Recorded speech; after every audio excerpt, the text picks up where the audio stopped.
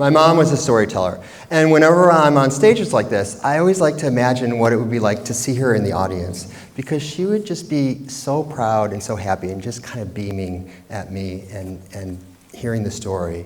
And if any of you were so fortunate for her to sit next to you, you'd have a great conversation, and when you left the theater, you'd left feeling seen and validated and uplifted.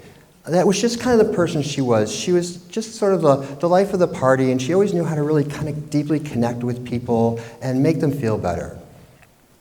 Now, her name was Joyce Bacher, and she's been gone for 21 years now. And one of my favorite memories of her was birthday dinners, because for your birthday, you got to choose whatever you wanted for dinner.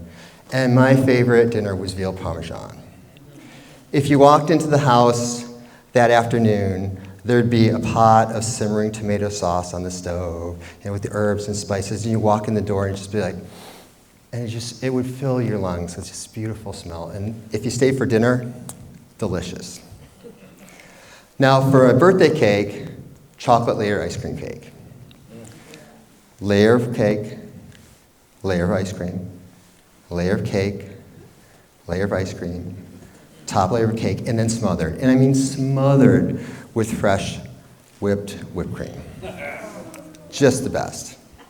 But I digress. My mom was a storyteller, and she didn't tell stories on stages like this. She just told stories out in life, and it didn't matter if it was little kids or teenagers or adults. My mom was always telling a great story, and everybody was riveted. She had this ability to really connect and engage with people and just make everything come alive. She'd talk about her travels. She's a travel agent, and she'd talk about just everyday life stories, and sometimes she'd make some stuff up. We all do. But my favorite stories is she was a docent at the Detroit Institute of Art. And she gave tours, to middle and high school kids from the city of Detroit. Like the toughest kids, and of course my mom, took that on her. And to practice her tours, she would bring me and my friends to the art museum. So I grew up going to the art museum. I saw the Egyptian exhibit, I saw the medieval exhibit. I was like 12 when the medieval exhibit came through, and the suits of armor. I wanted to crawl in those suits of armor so bad. And there's the Renaissance and the Impressionists. And the one exhibit that I remember kind of vividly, and it wasn't one I liked, it was the Andy Warhol exhibit. I was a teenager, and Andy Warhol painted soup cans. Campbell's soup cans. And I remember standing in front of this soup can, and it was tomato soup, my least favorite of all the soups. And somehow she was making this soup so interesting and making Andy Warhol so interesting, I just couldn't get enough. And that was how she was. She made the art come alive, no matter what she was showing, and she made her stories come alive, no matter who she was talking to. Now, my mom also had other stories that she kept inside. Stories that she didn't tell. When I was 30, I found out that she was suffering from depression all her life. She kept it hidden very well, because if you knew my mom, everything was perfect, my family's perfect, and I knew that wasn't true all the time, And when I was in my mid-30s, she was about 73, and she had a bad fight and a breakup with a man she was living with in Scottsdale, Arizona. He kicked her out of the house. Circumstances were such that he owned all the assets, she spent most of her money down, and she moved back to Michigan. Right after that happened, she came out to Oregon to visit me and my family. And it was the first time I ever saw my mom down. And it was hard. I remember just sitting around, and she's quiet, and somber. And yet, at the same time, it's the first time I really saw the breadth of who she really was. And we got so close. And I sort of became, one of her confidants, and we would talk all the time, and just, doing my best to help her out. About a year and a half goes by. It's Christmas time, and she comes out to visit again. She's really sinking into her depression, and I was very concerned. She started giving her stuff away. And I've done some work with the American Federation for Suicide Prevention. When people start giving their stuff away, They're getting ready to check out. I was worried. She's at my house. I sit her at the table, and I'm like, Mom, I'm really worried about you. You've had this depression for so long. And I'm like, are you thinking of any self-harm? And she's like, oh, no, everything's fine. Better to give with a warm hand. I didn't really believe her. She went home, and I was calling all the time. We rallied the troops, my brother and my sister and other members of the family, and it just kept getting worse. So May of that year, I flew into Michigan. I stayed at her apartment. I usually stay with friends, but I needed to stay with her. And now we're at her kitchen table, and we had a really long talk. And again, I just pushed her. I said, I'm so worried about you. You're just, not kind of there. Where your spirit's gone, and I hope you're not going to harm yourself.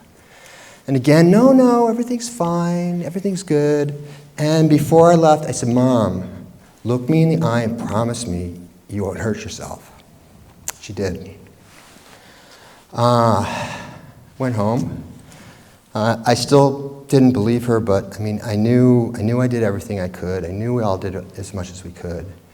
And that June, I'm in a photo shoot in Columbia River Gorge. I'm driving home. Phone rings. It's my wife, and she says, Adam, I have bad news. Without missing a beat, I just said, she did it, didn't she? I was kind of angry. And she said yes. And then I get really sad. It's tough. I had another assignment I had to go to that evening that I could not find another photographer to take. I took a lot of Valium. It was the hardest photo shoot I've ever done in my life. Came home, I got in a red eye, and I was back to Michigan the next day. Now, the day afterwards, we had a family reunion planned. My brother was coming in from Boston, my sister from New York, my aunt from Maui, cousins were coming in. And I know my mom, to the very end, she's always thinking of other people. And I can just hear her, I don't want to be a burden, I'll make it easy for everyone. And I waited for my brother and sister to get there before we went to our apartment for the first time. And I remember walking in, and it was like being in a shadow without a source to cast it. I could still feel her there so deeply, but she's gone. And the first thing we thought of, there must be a note. You got to find a note. I wasn't expecting her to explain what she did, but I wanted that last goodbye. One of the things that I thought I was hanging on to before it happened was that she loved her grandchildren so much. And it was like, she won't do it, The grandkids, they're her life. But, she was suffering, and her pain was too much, and she made her choice on how she wanted to leave the world. We looked for a note. There was no note. And we started going through stuff. And, it was bittersweet. There were tears. But you find things, and there's these memories. You're like, oh, look at this. Remember when we did that? And we were doing that for a couple hours, and I get hungry. So I go to the refrigerator, and I open it up, and there's this casserole dish. Pick it up, and I put it on the counter. And I swear I will never forget. I lifted the lid off, and there was a whole casserole except for one little piece of veal parmesan. And I didn't get sad. I was flushed. I was like, oh my goodness, it's veal parmesan. I was so happy. It was like I felt her there. It was like she was there and had just cooked it for me. And I called in my brother and sister. I'm like, you guys, is Mom veal parmesan? And they're like, nope, we don't want any. It kind of spooked them, And I'm thinking, well, better for me, right?